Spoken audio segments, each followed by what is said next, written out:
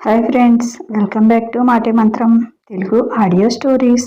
అందరికీ నమస్కారం అండి. ఈరోజు మనం చదువుకోబోయే కథ పట్నం బావ పల్లెటూరి బావ 9వ భాగం.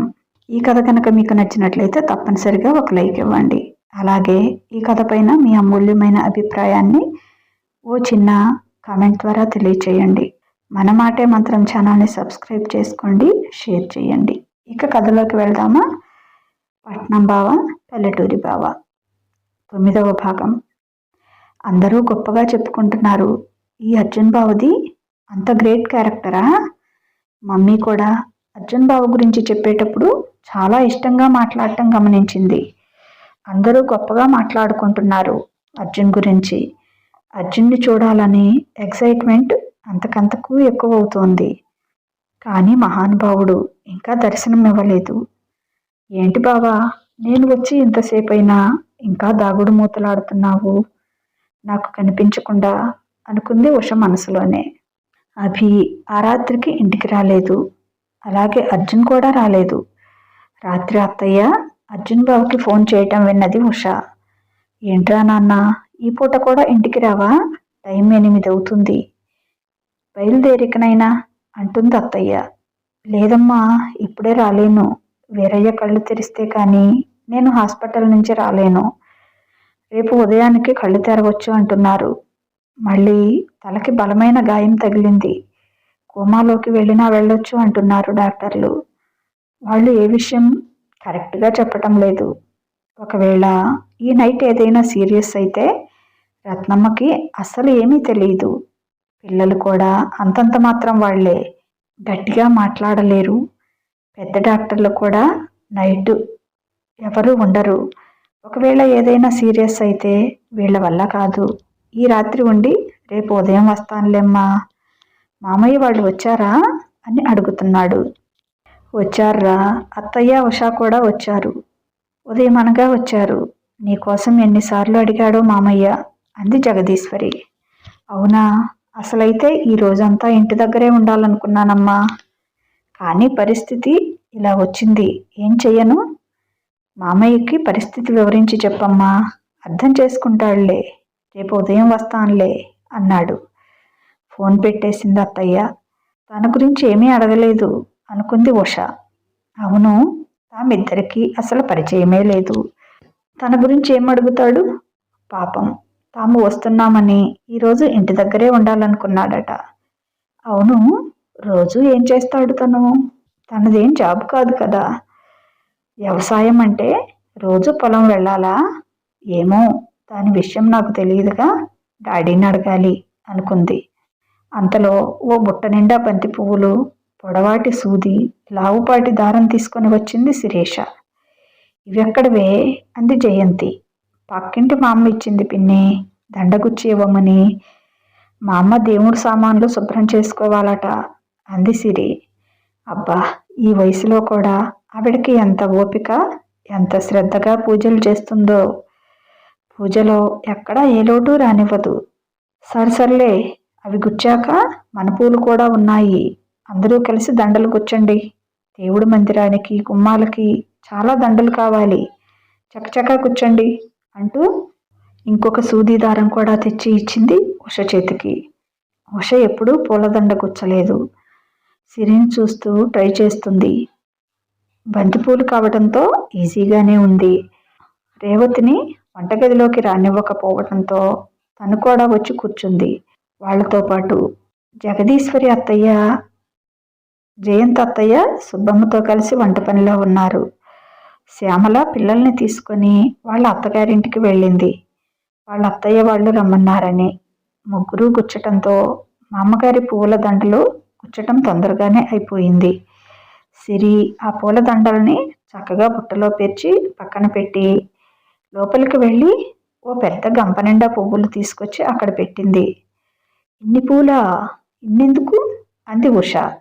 ఇవేనా, ఇంకా చాలా ఉన్నాయి, కానీ ఇవాళ సగం రాత్రి అవుతుంది ఇవన్నీ దండలు గుచ్చేటప్పటికి అంది సిరి. ఇన్నేం చేసుకుంటారు అంది ఉష. అమ్మ ఇంట్లో ప్రతి గుమ్మానికి తోరణాలు కట్టిస్తుంది. బయట తులసి కోటకి, ఇంట్లో దేవుడి గదికి, సింహద్వారానికి పెద్ద దండ చాలా కావాలి. అన్నయ్య ఉంటే ఉదయమే పంపించేవాడు. భోజనం చేసి కూర్చుంటే రాత్రి భోజనాల టైంకి అయ్యేవి అక్కకి నాకు, అంది సిరి. మామగారి పూలు గంట పైనే పట్టాయి. అత్తయ్య వచ్చి అందరూ భోజనాలకు లేవండి, భోంచేశాక అప్పుడు అందరం కూర్చొని దండలు గుచ్చొచ్చులే, అంది జయంత్ అత్తయ్య. అందరం చేతులు కడుక్కొని డైనింగ్ టేబుల్ దగ్గరికి వచ్చాము. నాన్న అభిబావకి ఫోన్ చేశాడు. బావ ఏమన్నాడో మరి, ఎలాగో చావు అంటూ ఫోన్ కట్ చేశాడు నాన్న. అక్క అర్జున్ ఈ పూట కూడా రాడా అన్నాడు. ఇందాకే ఫోన్ చేశాన్రా, వీరయ్యకి స్పృహ రాలేదట.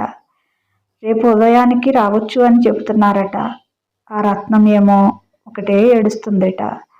నైట్ ఏదైనా సీరియస్ అయితే వాళ్ళకేమీ తెలియదు, డాక్టర్లు వాళ్ళ మాట వినరు అని వీడు అక్కడే ఉండిపోయాడటరా. రేపు ఉదయమే వస్తానన్నాడు.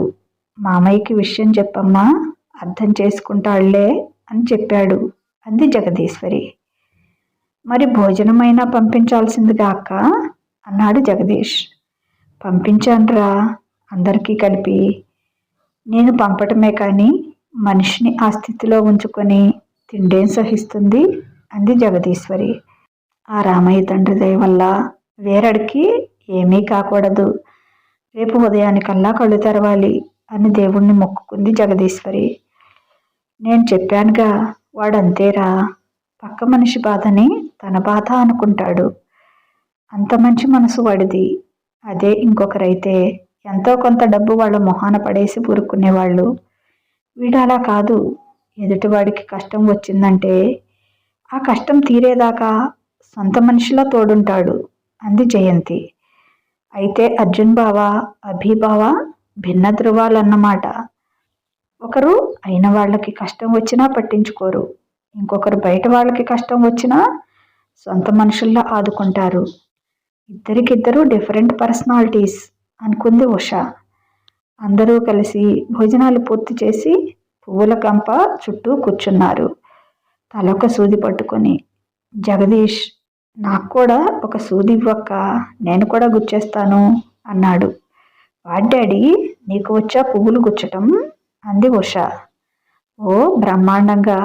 చిన్నప్పుడు చిన్నక్క నేను పోటీలు పడి దండలు గుచ్చేవాళ్ళం. నేనే ఒక దండైనా ఎక్కువ గుచ్చేవాడిని తెలుసా అన్నాడు. అవును ఉష, నన్ను మంచినీళ్లు తీసుకురమ్మని లోపలికి పంపి నేను గుచ్చిన దండలు 2 తీసుకొని తను గుచ్చిన దండల్లో కలిపేసేవాడు. నేనే ఎక్కువ గుచ్చానని గొప్పలు చెప్పుకునేవాడు, అంది జయంతి. ఎప్పుడో ఒకసారి చేశానేమో అలా, దానికే నువ్వు ప్రతిసారి అలాగే చేశానన్నట్లు చెప్తావేంటక్క అన్నాడు తన గుట్టు అందరికీ తెలిసిపోయింది అని సిగ్గుపడుతూ. పాపం, నాకు తెలీదు అనుకునేవాడు మీ నాన్న. వీడి సంగతి తెలిసి నేను నా ద్వారప ఉండను పసుపు కలిపిన నీటిలో ముంచి ఎండలో పెట్టేదాన్ని. నాది పసుపు దారం, వాడిది తెల్లదారం. అది కూడా తెలిసేది కాదు పిచ్చి వెధవకి. మళ్ళీ మళ్ళీ దొంగతనం చేసి దొరికిపోయేవాడు అని ముద్దుగా తమ్ముడి తల మీద చిన్న మొట్టికాయ వేసింది. అవునా డాడీ, మీరు కూడా అలాంటి నాటీ పనులు చేసేవారా, అంది నవ్వుతూ ఉష. ఇప్పుడు నీ చిన్న మేనకోడలు తయారయ్యిందిరా నీలాగే. అందరూ గుచ్చిన దండలు తీసుకొని నేనే గుచ్చాను అని చెప్తుంది, అని నవ్వింది జయంతి. అవును మరి, నాకు మా మామయ్యకు దండలు గుచ్చటం చేతకాక అది కూడా తీసుకోక మీరు గుచ్చిన దండలే తీసుకోవాలి, అంది ముక్కు మూతి విరుస్తూ సిరి. అవును కదే సిరి, అన్నాడు జగదీష్ సిరికి వత్తాసు పలుకుతూ. అలా కబుర్లు చెప్పుకుంటూ జోక్స్ వేసుకుంటూ పోటీలు పడి దండలు గుచ్చారు. 1 గంటలో పూలు మొత్తం దండలుగా మారిపోయాయి. అమ్మయ్య, నన్ను రక్షించారు, లేకపోతే ఈ పూలన్నీ గుచ్చేటప్పటికి చచ్చిపోయేదాన్ని, అంది సిరి. అవును పాపం, ఎప్పుడు ఇదొక్కటే గుచ్చుతుంది దండలన్నీ, అంది జయంతి. నేను కాకపోతే నువ్వు మీ అక్క గుచ్చుతున్నారా అని గొడవకు దిగింది సిరి. ఎంత చేసినా ఇంతే, అస్సలు మెచ్చుకోరు. పాపం బాగా చేసిందిలే అని కూడా అనరు, అంది పొంగమూతి పెట్టుకుని. అయ్యో దీనికి అలిగావంటే అయ్యో దీనికి కూడా అలిగావంటే రేపు అత్తగారింటికి పోతే ఏం చేస్తావే? అక్కడ నిన్నెవడూ మెచ్చుకోడు. ఎంత చేసినా ఇంకా చేయలేదనే అంటారు అంది జయంతి. అయితే నేను అసలు పెళ్ళే చేసుకోను, శుభ్రంగా ఇక్కడే ఉంటాను అంది సిరి. నా తల్లే, నిన్ను ఇప్పటిదాకా భరించడమే మాకు కష్టమైంది. ఇంక జీవితాంతం మేమెక్కడ భరిస్తామే నిన్ను? మా వల్ల కాదమ్మా అంది జగదీశ్వరి. అయితే రేపొద్దునే పెళ్లి చేసి పంపించండి, మరీ భారం అయిపోయాను నేను మీకు అని ఏడుపు మొహం పెట్టింది. జయంతి సిరి దగ్గరికి వచ్చి బుగ్గల పుణికి, నా బంగారు తల్లివి, నీలాగా పనిచేసేవాళ్ళు మన ఊర్లోనే లేరు. నువ్వెందుకు భారం అవుతావే మాకు? పండగ పూట అలా ఏడుపు మొహం పెట్టకు, ఆడపిల్లవి అంది. పకపక నవ్వింది సిరి. నేను నిజంగానే ఏడుస్తున్నాను అనుకున్నావా పిన్ని? ఊరికే జోక్ అంది. నేనెందుకు అనుకుంటానే నువ్వేడుస్తావని? నువ్వు ఏడిపించే రకానివే కానీ ఏడ్చే రకం కాదని నాకు తెలుసుగా. ఏ ఇంటికి వెళ్తావో, మీ అత్తగారు ఏమైపోవాలో పాపం అంది జయంతి. ఏమీ అయిపోదు, నేను మా అత్తయ్యని చక్కగా చూసుకుంటాను అంది సిరి. అలా మాట్లాడుకుంటూ అక్కడంతా శుభ్రం చేసేశారు. ఆ పూల గంపలన్నీ ఓ పక్కన పెట్టండి, పొద్దున్నే రంగయ్యని రమ్మన్నానులే, వచ్చి గుమ్మాలకి కడతాడు అంది జగదీశ్వరి. పైకి వెళ్ళబోతూ జగదీష్ అన్నాడు, తల్లి ఎలా ఉందిరా మన ఊరు అని. సూపర్గా ఉంది డాడీ, నాకైతే ఇక్కడే ఉండిపోవాలని ఉంది అంది ఉష. భలేదానివే, అసలు నువ్వు ఏం చూసావని ఇంట్లోంచి బయటికి కూడా పోలేదు? ఏం నచ్చింది నీకు ఈ ఊర్లో అంది సిరి. నాకు ఈ ఇల్లు, మీరంతా నచ్చారు. బయటకు కూడా వెళ్ళి అన్నీ చూస్తే ఇంకా బాగా నచ్చుతుందేమో అంది ఉష. మా దగ్గర అంటే అన్నావు కానీ అభి అన్నయ్య దగ్గర అనకు, పెద్ద లెక్చర్ ఇస్తాడు నీకు. నీకు ఇక్కడ ఈ దుమ్ము పేడ కంపు నచ్చాయా అని. అసలు ఇక్కడ మనుషులనే వాళ్ళు ఎలా ఉంటారో అని అన్నయ్యకి పెద్ద డౌటు అంది సిరి నవ్వుతూ. అవునా, మరి మీ అన్నయ్య ఎలా ఉన్నాడంట పుట్టిన దగ్గర నుంచి అంది ఉష. అదేదో తెలియక గతిలేక ఉన్నాడు. మా చిన్నాన్న ఏ కలెక్టరో అయితే పెద్ద సిటీలో ఉండేవాడట. చిన్నాన్న కలెక్టర్ కాలేదని అన్నయ్యకి ఎంత బాధో అంది సాడ్గా ఫేస్ పెట్టి సిరి. సిరి ఎక్స్ప్రెషన్స్ చూసి అందరూ పక్కపక్క నవ్వారు. సరేలేవే, నా కొడుకుని ఎగతాళి చేసింది చాలే, ఇక వెళ్ళి పడుకోండి, మళ్ళీ పొద్దున్నే లేవాలి అంది జగదీశ్వరి. అబ్బా, కొడుకు మీద ఏగ వాళ్ళనివ్వరుగా ఈ అమ్మలు, కూతుళ్ళను మాత్రం తిడుతూనే ఉంటారు అంది సిరి ఉక్రోషంగా. అందరూ ఎవరి రూమ్స్కి వాళ్ళు వెళ్ళారు. ఉషకి వేరే రూమ్ ఇచ్చినా కూడా సిరి ఉష ఒక రూమ్లోనే ఉంటాం అని ఇద్దరూ ఒక రూమ్లోనే ఉంటున్నారు. చాలాసేపు కాలేజీ విశేషాలు చెప్పుకున్నారు. కబుర్లు చెప్తూనే నిద్రలోకి జారుకుంది సిరి. ఈరోజు అర్జున్ బావని చూడలేదు, రేపైనా వస్తాడో రాడో అనుకుంది ఉష. బావ గురించి వింటుంటే అతన్ని చూడాలని క్యూరియాసిటీ మరీ మరీ పెరుగుతుంది ఉషకి. బావ ఎలా ఉంటాడు? బాగా మొరటగా ఉంటాడా లేక సాఫ్ట్గా ఉంటాడా? మీ డాడీలా ఉంటాడు అని చెప్పింది మమ్మీ. అయితే అందంగానే ఉంటాడనుకుంటా. ఏమో, చూసే వరకు ఈ ఆరాటం తగ్గదు అనుకుంది. అందరూ చెప్పేదాన్ని బట్టి అతని మనసు మాత్రం చాలా మంచిది. ఎవరు కష్టపడుతున్నా చూడలేడు. చిన్నతనం నుంచి బాగా కష్టపడటం అలవాటు. పేద గొప్ప తారతమ్యం చూపించడు. అందరినీ చాలా ఎక్కువగా ప్రేమిస్తాడు. స్వార్థం అనేది మచ్చుకైనా లేదు. డాడీ చెప్పిన దాన్ని బట్టి బాగా తెలివితేటలు గలవాడు, మొండివాడు, దేన్నైనా సాధించగలిగిన సత్తా ఉన్నవాడు. ఇన్ని సుగుణాలు ఉన్న బావ రూపంలో ఎలా ఉంటాడో. రూపం ఎలా ఉన్నా బావ క్యారెక్టర్కి అతన్ని చూడకుండానే నేను ఫిదా అయిపోయాను. త్వరగా రా బావా, నిన్ను చూడాలని ఉంది అనుకుంటూ అర్జున్ గురించి ఆలోచిస్తూ అలాగే నిద్రలోకి జారుకుంది. నిద్ర లేచి చుట్టూ చూసింది. సిరి అప్పటికే లేచింది. తను కూడా ఫ్రెష్ అయ్యి కిందికి వెళ్ళింది. కిందికి వెళ్ళేటప్పటికి హాల్లో ఉయ్యాల బల్ల మీద ఎవరో ఒక యువకుడు కూర్చొని ఉన్నాడు. ఎర్రటి కళ్ళు, గుబురు మీసాలు, నల్లటి ఛాయతో ఎత్తుగా లావుగా గబుక్కన చిన్నపిల్లలు చూస్తే దడుచుకునేటట్లు ఉన్నాడు.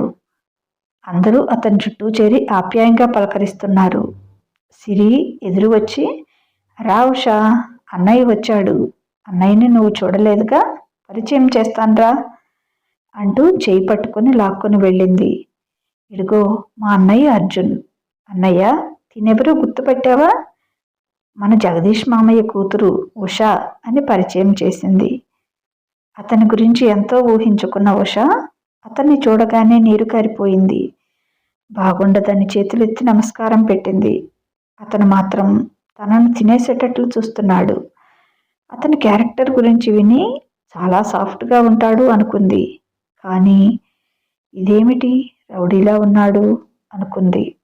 అవునులే, హీరోలా ఉన్న అభి క్యారెక్టర్ చాలా బ్యాడ్గా ఉంది. అలాగే గుడ్ క్యారెక్టర్ ఉన్న అర్జున్ రూపం బ్యాడ్గా ఉంది. అంతే తేడా అనుకుంది. హలో ఉషా, నేను గుర్తున్నానా? చిన్నప్పుడు మన ఇద్దరం ఆడుకున్నాం అంటున్నాడు బేస్ వాయిస్తో అర్జున్. చేయి చాపాడు. బాగుండదని షేక్ హ్యాండ్ ఇచ్చింది. తన చేయి పట్టుకొని గట్టిగా నలిపేస్తున్నాడు. చేయి చాలా నొప్పిగా అనిపించింది. ఇదేంటి ఇంత మొరటుగా బిహేవ్ చేస్తున్నాడు? ఎప్పుడూ ఆడపిల్లని చూడనట్లు తినేసేలా చూస్తున్నాడు అనుకుంటుంది. లాగిపెట్టి చెంప మీద ఒక్కటివ్వాలని ఉంది. కానీ మర్యాద కాదని ఊరుకుంది. గట్టిగా కళ్ళు మూసుకుంది. కళ్ళలో నీళ్లు తిరుగుతున్నాయి. నీకు అసలు మేనర్స్ లేదా? అందరూ నువ్వు చాలా మంచివాడివి అని చెప్తున్నారు. ఇంత డర్టీగా బిహేవ్ చేస్తున్నావు అని అరుస్తుంది ఉష. ఎవరో గట్టిగా పట్టుకొని కుదుపుతున్నట్లుగా అనిపించింది. ఏంటి అతనేనా అనుకుంటూ బలవంతంగా కళ్ళు తెరిచింది. ఎదురుగా సిరి. ఏంటి మేడం, ఎవరి మీదో నిద్రలో కేకలేస్తున్నారు అంది. కళ్ళు తెరిచి చుట్టూ చూసింది. తను ఇంకా బెడ్ మీదనే ఉంది. అంటే ఇప్పటి వరకు తను చూసింది నిజం కాదా, కళ అని నవ్వుకుంది.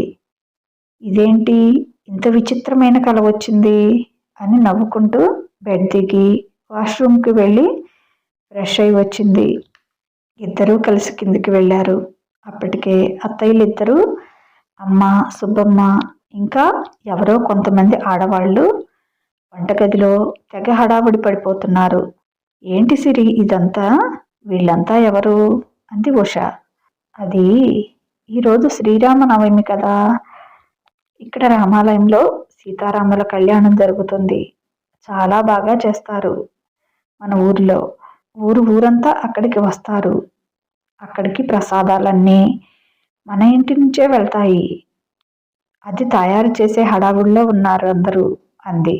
సరేలే అని బయటకు వెళ్ళింది. బయట పెరట్లో కూడా గాడిపోయి తవ్వి పెద్ద పెద్ద గంగాళాల్లో అన్నం వండుతున్నారు. అంత అన్నం ఎందుకు అంది ఉష. అది పులిహోరకి. ఈ చిన్న పొయ్యిల మీద అయితే ఎప్పటికి ఉడకాలి, అందుకని గాడిపోయి తీసి వండుతారు. ఆ పక్కనే అరుగు మీద నలుగురు ఆడవాళ్లు కూర్చొని చింతపండు పులుసు పిసుకుతున్నారు. కొంతమంది కుడుములు చేస్తున్నారు. ఎన్ని ప్రసాదాలు చేస్తారేంటి అంది ఉష. 9 రకాల ప్రసాదాలు చేస్తారు. చలిమిడి, వడపప్పు, పానకంతో కలిపి అంది సిరి. అమ్మో, ఊరందరికీ అంటే చాలా చేయాలిగా అంది ఉష. అవును, 100 కేజీల బియ్యం పులిహోర చేస్తారు. 50 కేజీల చక్కెర పొంగలి, దద్దోజనం, ఇంకా గారెలు, పూర్ణాలు, శనగల గుగ్గిళ్ళు. ఈ సంవత్సరం ప్రసాదాల మెను ఇది అని గుక్క తిప్పుకోకుండా చెప్పింది సిరి. అయ్య బాబోయ్, చాలా పెద్ద మెను. అత్తయ్య వాళ్ళు ఇన్ని వంటలు ఎలా చేస్తారు అంది. మీ అత్తయ్య వాళ్లే కాదు, ఊర్లో బాగా వంటలు చేసేవాళ్ళు కొంతమంది ఉన్నారు. వాళ్ళందరూ వచ్చి హెల్ప్ చేస్తారు. వీళ్ళు ఇంట్లో ఉన్నవాళ్ళు వాళ్ళే అంది సిరి. అవునా, పల్లెటూళ్ళలో ఏదైనా అంతా యూనిటీగా చేస్తారనుకుంటా. నాకు ఇది చాలా బాగా నచ్చింది అంది ఉష. అవును, ఇక్కడ సిటీలోల్లా కాదు. ఏదైనా సందర్భాలు వచ్చినప్పుడు ఇలాగే అందరూ కలిసికట్టుగా ఉంటారు. చితుర్లు ఆడుకుంటూ ఒకరి మీద ఒకరు జోక్స్ వేసుకుంటూ ఆడుతూ పాడుతూ ఈజీగా పనిచేస్తూ పోతారు. చాలా సరదాగా ఉంటుంది అంది సిరి. అంతలో ఒక ఆవిడ, ఏమే కొడలా, ఈ కొత్త పిల్లెవరే అంది. మా జగదీష్ మామయ్య కూతురత్త అని చెప్పింది. అవునా, ఇటురామ్మా అని పిలిచింది. ఆవిడ దగ్గరికి వెళ్ళింది ఉష. నువ్వు మా జగదీష్ కూతురువా? కుందనపు బొమ్మలా ఉన్నావు. మీ అమ్మా నాన్న కూడా వచ్చారా? మీ నాన్నను చూసి చాలా ఏళ్ళయింది. ఓసారి కనపడమును అంది ఆవిడ. సరేనండి అంది ఉష. అక్కడ ఉన్న వాళ్ళంతా, ఏంటి ఈ అమ్మాయి జగదీష్ కూతురా? చాలా చక్కగా ఉంది పిల్ల. మన అర్జున్ బాబుకి సరిజోడి ఈ పిల్ల. ఇద్దరు సీతారాముల్లా ఉంటారు అనుకుంటున్నారు. అంతలో జగదీష్ బయటికి వచ్చాడు. తండ్రి దగ్గరకు వెళ్ళి, నాన్న, వీళ్ళంతా నిన్ను అడుగుతున్నారు అని చెప్పింది. అవునా అని వాళ్ళ దగ్గరకు వెళ్ళి, ఏంటి సుందరమ్మక్క, ఏం చేస్తున్నావు? బాగున్నావా? మా బావ ఏం చేస్తున్నాడు? పిల్లలంతా బాగున్నారా అని అడిగాడు. అంతా బాగున్నారు జగదీశ. నువ్వెలా ఉన్నావయ్యా? ఎన్నేళ్ళవుతుందిరా నిన్ను చూసి. అక్కలు ఎప్పుడూ నీ గురించి చెప్పుకొని బాధపడతారయ్యా. అప్పుడప్పుడు వచ్చి చూసిపోయ్యా.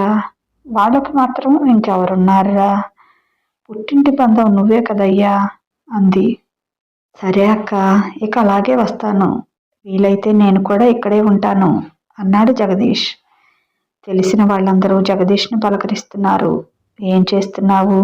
ఈ అమ్మాయి నీ కూతురంట కదా, చక్కగా ఉంది అని అంటున్నారు.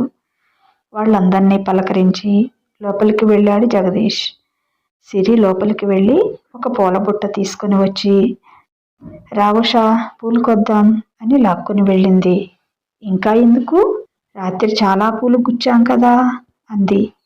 అవి గుమ్మాలకి, ఇవి దేవుడికి అని నందివర్ధనాలు, మందారాలు, కన్నేరు పూలు, గులాబీలు, చేమంతులు అన్నీ కోస్తూ ఉన్నారు. బంతిపూలు పెట్టరా దేవుడికి అంది ఉష. నీకు తెలీదా? బంతిపూలు పెట్టకూడదట. ఇదివరకైతే పెట్టేవాళ్ళు, కానీ ఈ మధ్య పెట్టడం లేదు అంది సిరి. అంతలో ఎవరో పిలవటంతో, నువ్వు కోస్తూ ఉండు, వస్తున్నా అని లోపలికి వెళ్ళింది సిరి. ఉష నందివర్ధనాలు కోస్తూ ఉంది. గేటు బయట బైకు ఆగిన శబ్దం వినబడి అటు చూసింది. ఎవరో ఒక అతను బైక్ వెనక దిగుతున్నాడు. అతన్ని అక్కడ దించి బైక్ ముందుకు వెళ్ళిపోయింది. అతను సరాసరి లోపలికి వచ్చాడు. దుమ్ము కొట్టుకుపోయి మాసిపోయిన బట్టలు, అక్కడక్కడ బ్లడ్ మార్కలు కూడా ఉన్నాయి. రేగిపోయిన జుట్టు, పీక్కుపోయిన మొహం, నిద్రలేక ఎర్రబడ్డ కళ్ళు. మనిషి అయితే బాగానే ఉన్నాడు, కానీ ఆహార్యమే ఏదోలా ఉంది. ఎవరితను? ఎక్కడో చూసినట్లుగా అనిపిస్తుంది అనుకుంది. అతను పూలు కోస్తున్న ఉష వైపు చూశాడు. ఆమెను చూడగానే తళుక్కన మెరిశాయి అతని కళ్ళు. పరిచయం ఉన్నవాడిలా పెదవులు విడి విడకుండా ఓ చిన్న నవ్వు నవ్వి లోపలికి వెళ్ళిపోయాడు. ఎవరబ్బా ఇతను, నన్ను చూసి నవ్వుతాడు? అబ్బా, అతని నవ్వు ఎంత మెస్మరైజింగ్గా ఉంది. మంచి హైటుకు తగిన వెయిట్, సూపర్ పర్సనాలిటీ. కానీ ఆ బట్టలు, ఆ అవతారం ఏమిటో అలా ఉంది. కానీ ఇతన్ని చూస్తే ఎక్కడో చూసినట్లుగా ఉంది. ఎవరితను? ఎక్కడ చూశానబ్బా అని ఆలోచిస్తూ పూలు కోస్తూ ఉంది ఉష. ఇదండి ఈరోజు కథ. ఎలా ఉంది? మీకు ఈ కథ నచ్చిందా? మీకు ఈ కథ కనుక నచ్చినట్లయితే తప్పనిసరిగా ఒక లైక్ ఇవ్వండి. అలాగే మీ అమూల్యమైన అభిప్రాయాన్ని ఓ చిన్న కామెంట్ రూపంలో తెలియచేయండి. మన మాటే మంత్రం ఛానల్ని సబ్స్క్రైబ్ చేసుకోండి, షేర్ చేయండి. ఇక ఉంటాను. బాయ్. మీ లక్ష్మీ ఘంట.